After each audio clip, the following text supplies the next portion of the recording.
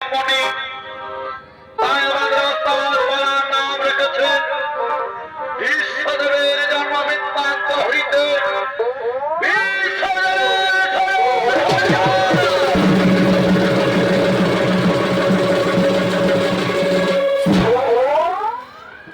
দর্শক মন্ডলী, আশা করি আপনারা সকলে জানেন কুরুক্ষেত্র যুদ্ধ হয়েছিল মহাভারত কালে কৌরব পক্ষ ও পাঞ্চপাণ্ডবের মধ্যে। সেই কৌরব পক্ষের মধ্যে ছিলেন মহাধর্মগুর রাজা, তার নাম ছিল পিতামহ ভীষ্ম। সেই পিতামহ কিভাবে হয়েছিল জন্ম, কেন তিনি ষড়সজ্জায় রয়েছিলেন, তাই আমাদের ওস্তাদ সম্পূর্ণ করার নাম রেখেছেন পিতামহ ভীষ্মের জন্ম বৃত্তান্ত হইতে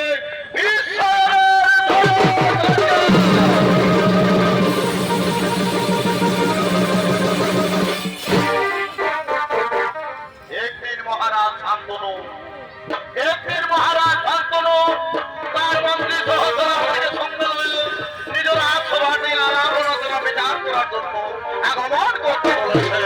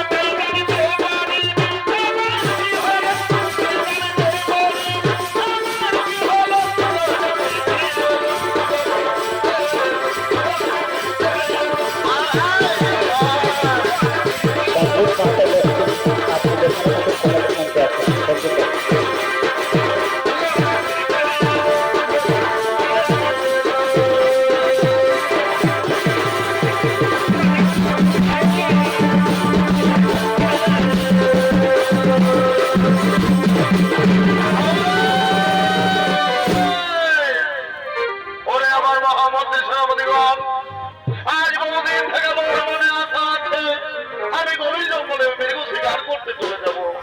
ওরে ভাই, তোমরা পারবে তো আমার সমস্ত রাজ্য রক্ষা করতে? আজ আমি তোমাদের হাতে এই সমস্ত রাজ্য দায়িত্ব ঝাড় দিয়ে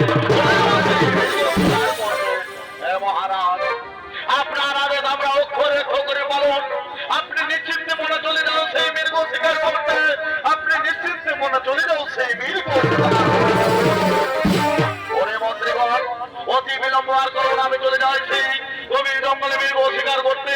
আমি চলে যাই।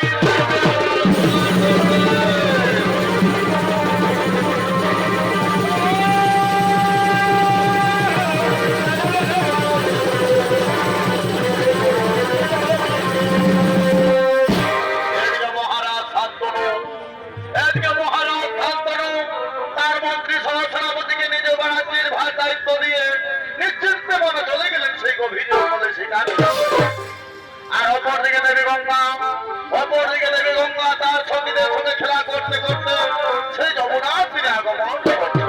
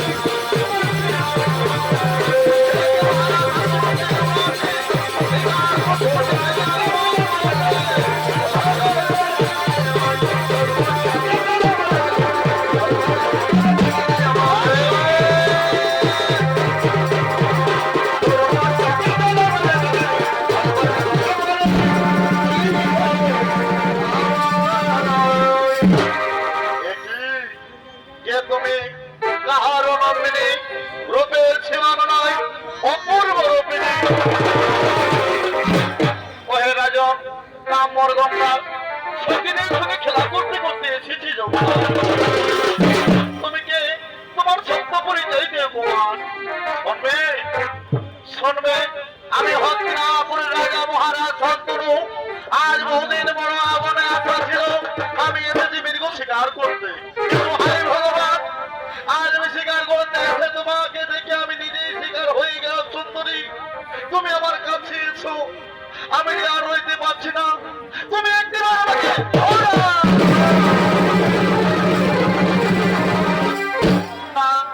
না তোমার না, তা কখনো হতে পারে না। আমি যে কুমারী নারী, আমি তোমাকে কখনো কিছুতেই ধরা দেব না। শোনো দেবী গঙ্গা, আমি যে তোমার রূপ বলে পাগল হয়েছি, আজ আমি থাকতে পারছি না, তাই তো আমি তোমাকে বিবাহ করতে চাই। তুমি আমাকে ধরা দাও, তুমি আমাকে অতি শীঘ্রে আলিঙ্গন কুমার। আমি কিছুতেই তোমাকে ধরা দিতে পারবো না, আমাকে বিবাহ করতে হলে তোমাকে প্রতিজ্ঞাবদ্ধ হতে হবে। তুমি পারবে তো? তুমি পারবে তো মহারাজ আমার প্রতিজ্ঞাবদ্ধ হতে?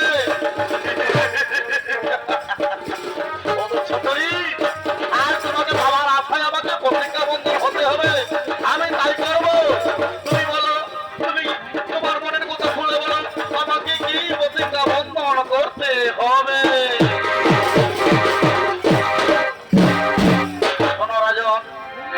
তোমার আমার বিবাহ হওয়ার পর তুমি আমাকে কোনো কাজে বাধা দিও না। তোমার রাজসভাতে আমি যে কিছু না করি, তুমি কোনো কাজেতেই আমাকে বাধা দিও না। আই ভগবান, এই কথা সুন্দরী, এই কথার জন্য তুমি আমাকে প্রতিজ্ঞা বন্ধন করছো। তাহলে শোনো, আজ আমি প্রতিজ্ঞা বন্ধন হচ্ছি। সাক্ষী থাকো সূর্যচন্দ্র, সাক্ষী থাকো বসি, সূর্যচন্দ্র সাক্ষী থাকো দেবতা।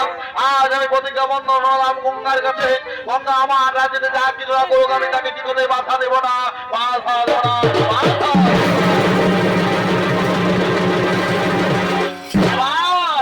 এবার তুমি আমার কাছে এসো গঙ্গা।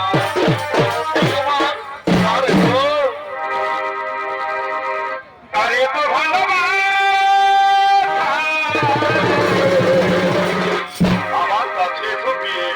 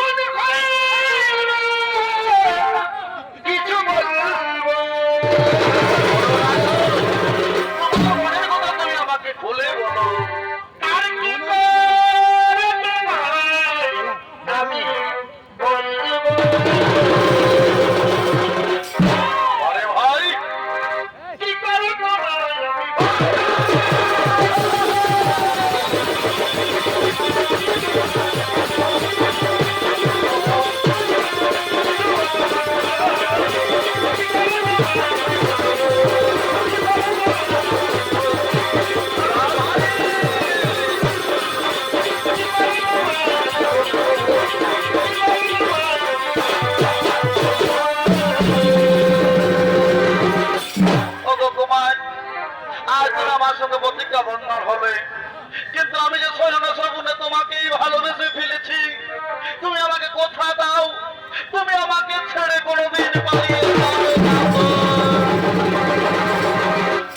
সুন্দরী না, তা কখনো হয় না।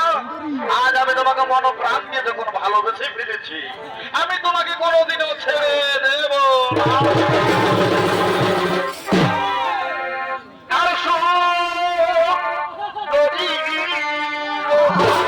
আমার কাছে ডুবিয়ে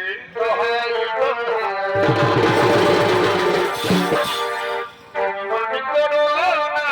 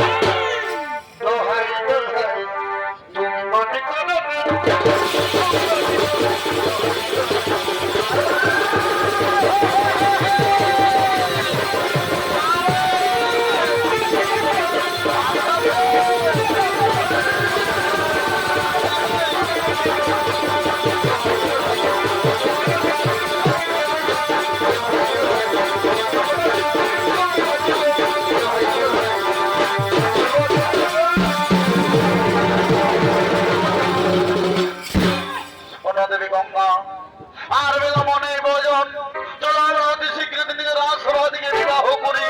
হ্যাঁ হ্যাঁ, তাই চলো তোমার, তাই আমরা নিজের রাজসভার দিকে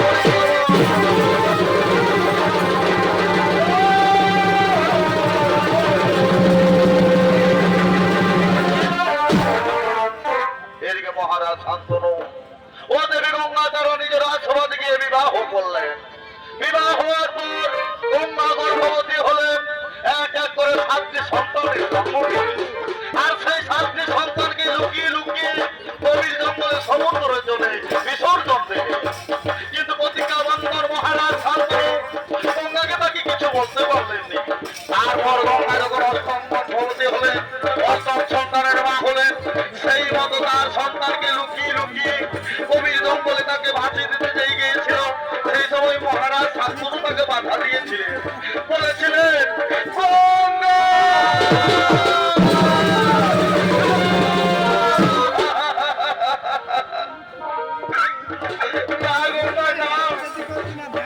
তুমি আমার সন্তানকে বাঁচিয়ে দিও না।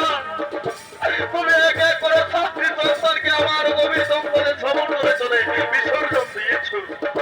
আমি তোমাকে কিচ্ছু বলিনি বিয়ে, আমি তোমাকে কিচ্ছু বলিনি। এই আমার 8ম সন্তানকে তুমি আমার কাছে রেখে দাও। আজ পুত্র হারা, আর পুত্র বিনা মারা যাবে এই মহারাজ শান্তনু।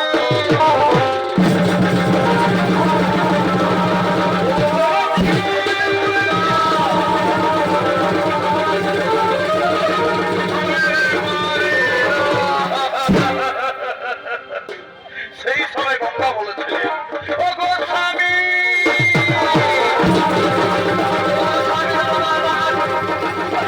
তুমি কেন বাধা দিলে আমার কানে? তুমি কেন বাধা দিলে আমার কানে?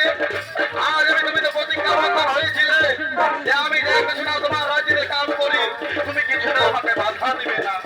তবে কেন তুমি আমার ছল করলে? আজ কেন তুমি প্রতিজ্ঞাবদ্ধ করলে স্বামী? আজ কেন তুমি প্রতিজ্ঞাবদ্ধ করলে? সেই কারণে কি করবো জানো? আমি তোমাকে ছেড়ে তোমার রাজ্য থেকে চলে যাবো নিজ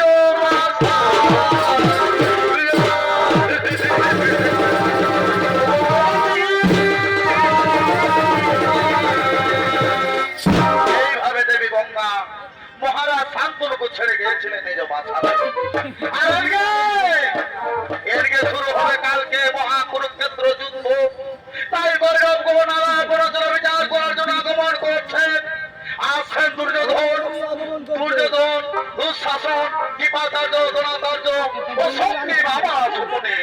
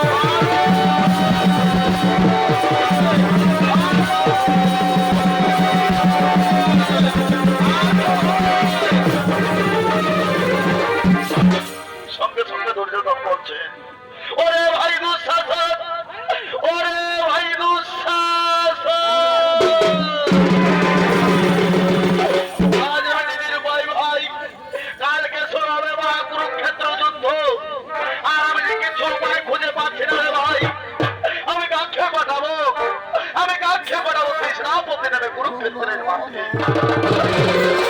আজ আমি বড় নিরুপায় হয়ে গেল রে ভাই। তাই সঙ্গে সঙ্গে মামা শকুনি বলছে, পাঞ্জে দুর্যোধন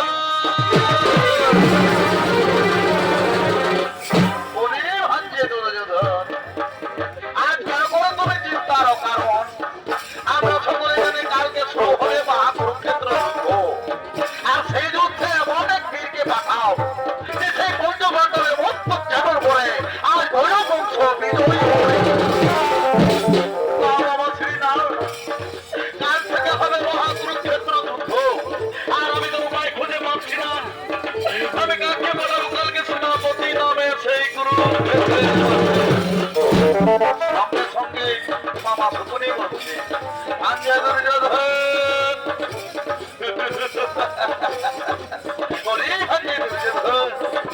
আজ তুমি কেন করো চিন্তার কারণ? আপনি তো সকলে জানেন ভাঞ্জে এই আমাদের গৌরব বংশধর রাজ্যের মহাধর্মযোদ্ধা রয়েছেন মহাবলিয়ান। তুমি তাকে পাঠাও সেনাপতি নামে সেই কুরুক্ষেত্রের মাঠে।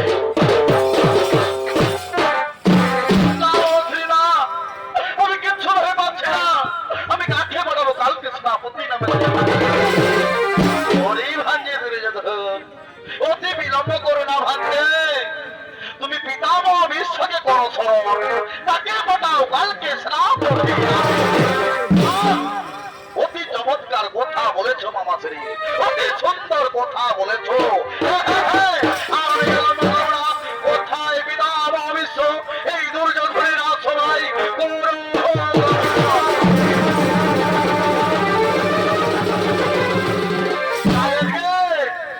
দুর্যোধনের আদেশে পিতামহ বিশ্ব সেই রাজসভা থেকে আগমন করছে।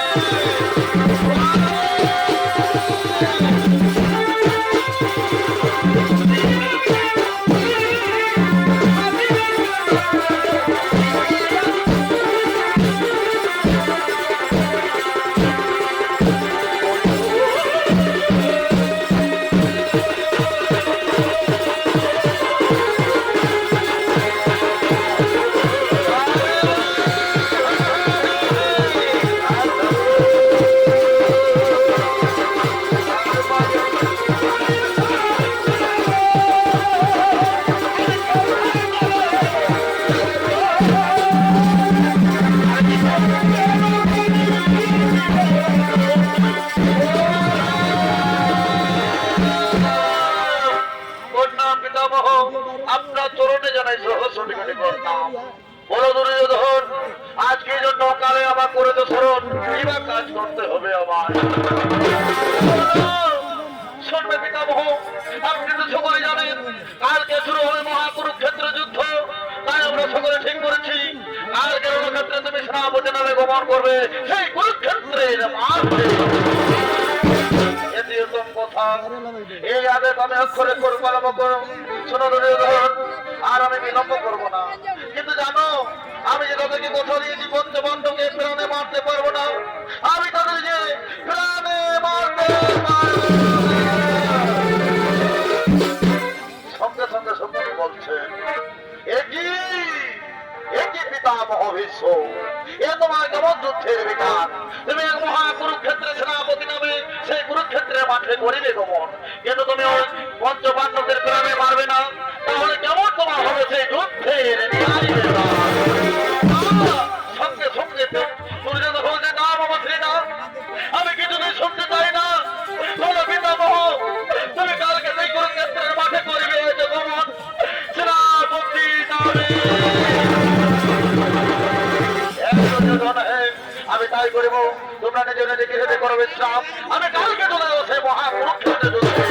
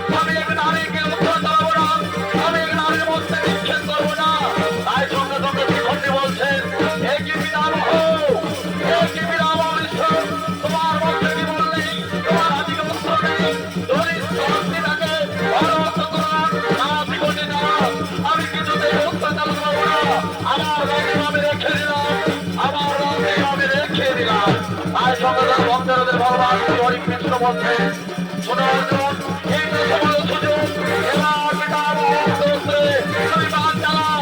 হে প্রভু, আমি তাই করবো, আমি পিতামহ বিষ্ণুকে বলবো হত্যা।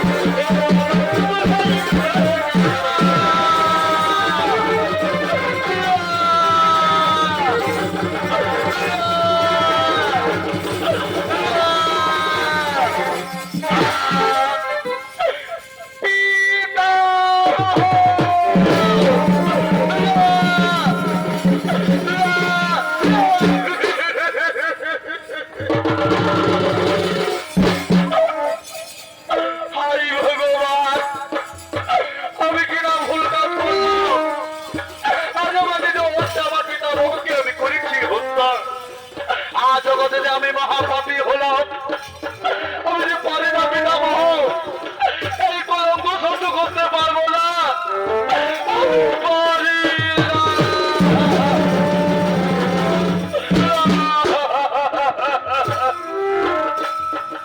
আই ভগবান, আজ আমি মহামূর্খ, আমার পিতামহকে আমি নিজে হস্তে করেছি হত্যা। আজ জগতের লোকে বলবে এই মহাধর্ম নয়, মহাপাপী ছিল, তাই তো তার পিতামহকে হত্যা করেছে। আজ আমি অন্যায় যুদ্ধ করেছি, সকলে বলবে মহাপাপী।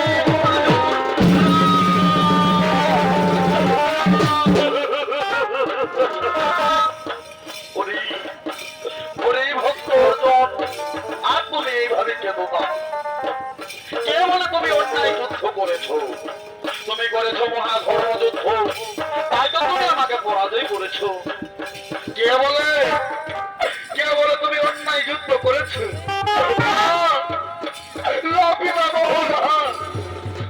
আর জগতের কথা বলবে তার অর্জুন পিতামহকে হত্যা করেছিল। এই ভগবান, আজ আমি কেন সকল কথা ভুলে গিয়ে যে পিতামহকে আমাকে ছোট থেকে লালন পালন বড় করলেন, অস্ত্র শস্ত্র বিদ্যা দিয়ে পারদর্শী করলেন, আর সেই পিতামহকে আমি হত্যা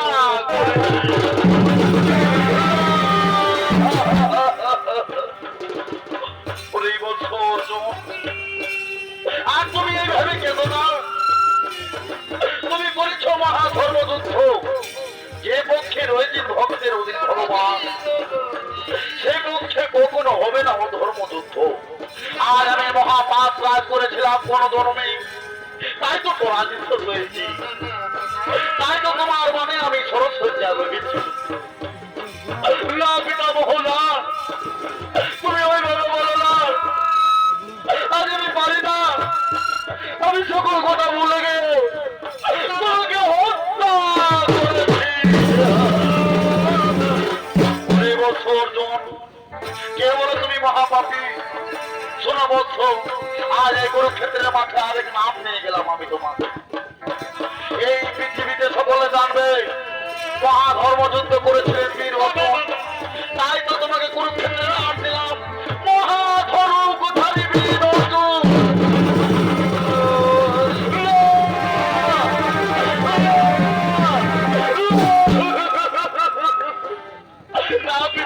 না, আজ আমি করেছি মহাপাপ কাজ, তাই তো আমি মহাপাপী। ওরে ভক্ত অর্জুন, কে বলে তুমি করেছো মহাপাপ? আজ আমি মহাপাপী বলে আজ দিয়েছিলাম সে অধর্ম অহংকারী রাজা দুর্যোধনের থাক। এই গৌরব বংশকে ছোট থেকে করেছি পালন, তাই তো আমার পাপের বন্দি ফল পেয়েছি বন্ধ। আর তুমি কেন না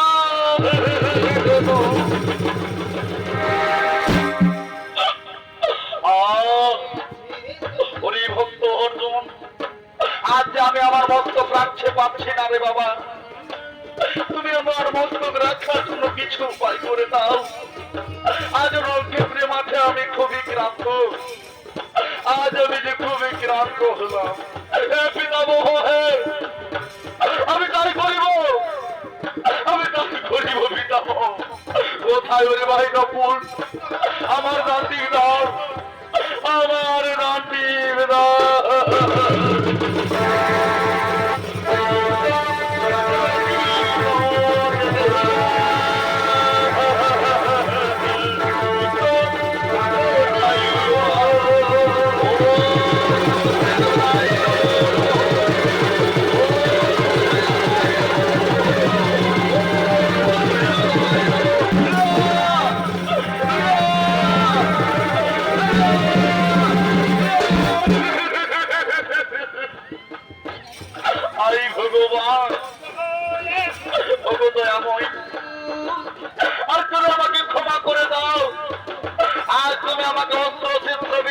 পারদর্শী করলে আমার হত্যা তুমি হত্যা হলে, আমার হত্যা তুমি ছোট তুলতে রইলে পিতামহ। আজ আমি মহাপাপী হয়ে শোনে বছর, আজ আমি খুবই ক্লান্ত, খুবই ক্ষুধার্ত, তাই আমি সহ্য করতে পারি না। আজ আমার ক্ষুধায় তৃষ্ণায় মুখ যেন দই দই করে জ্বলছে।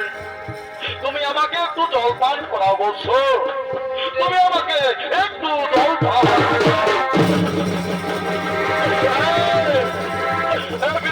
আমি তাই করিব, আমি তাই করিব। কোথায় এলো দেবী গঙ্গা, এই রণক্ষেত্রে মাঠে একটিবার রেখা দাও মা, একটিবার রেখা দাও। ও তাই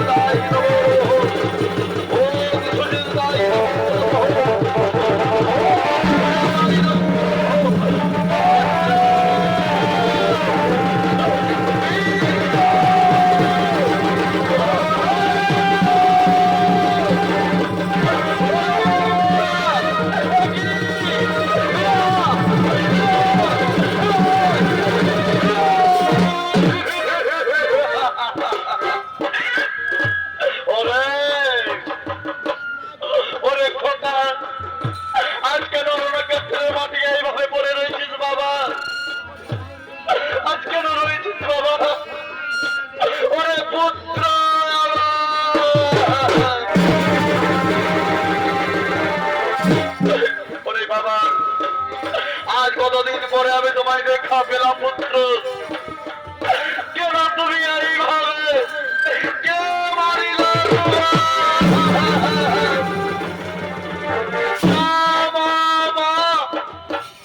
আই ভগবান, আজ আমার মৃত্যুকালে আমার মাকে দর্শন পেলাম, এ যে আমার সৌভাগ্যর দিন। ও মা, গর্ভধারিণী জগৎ জননী মা, সেই তো ছোটকালে আমাকে রেখে কোথায় পালিয়ে গেছিলাম।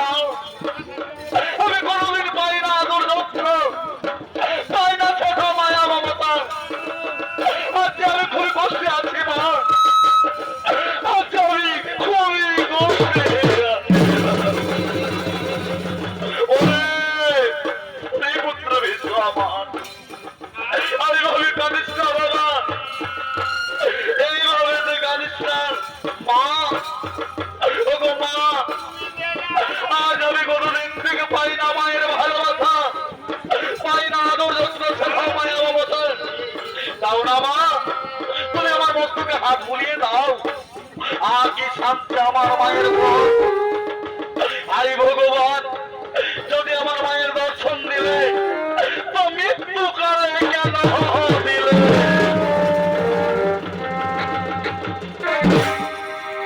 ওগো মা, তুমি আমার কাছে এসো মা, তুমি আমার মস্তকে হাত বুলিয়ে দাও, আমাকে আদর যত্ন করো মা। আমি যে খুবই ক্লান্ত হয়েছি, আমি যে পারি না।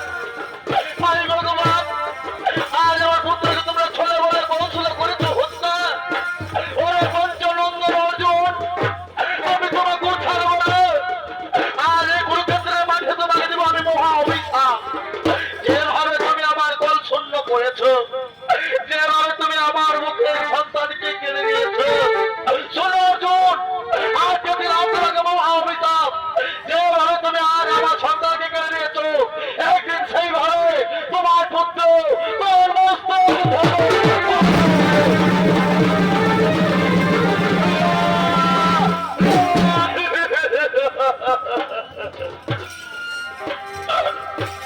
না মা না, তুমি অর্জুনকে অভিশাপ দিও না। এই যে আমার পাপের কর্ম, আমি প্রতিফল পেয়েছি, আর তুমি অর্জুনকে অভিশাপ দিও না। না পুত্র না, আজ আমার বুকের সন্তানকে কেড়ে নিয়েছে, তাকে আমি ছাড়ব না, আমার ওই দাদাকে পেতে হবে।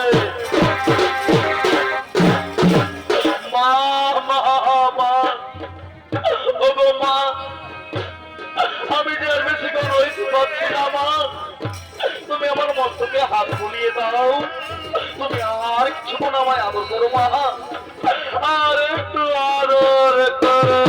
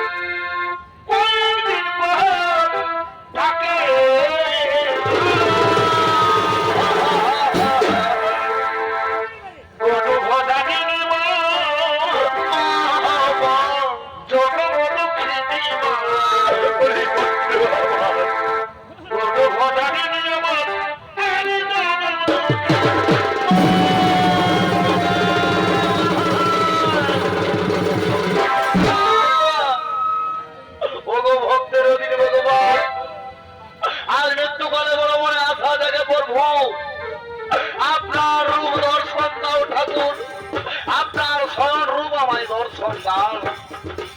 হে পিতামহ, আমি তাই করিব। এই দিলাম আমার আসল স্বয়ং।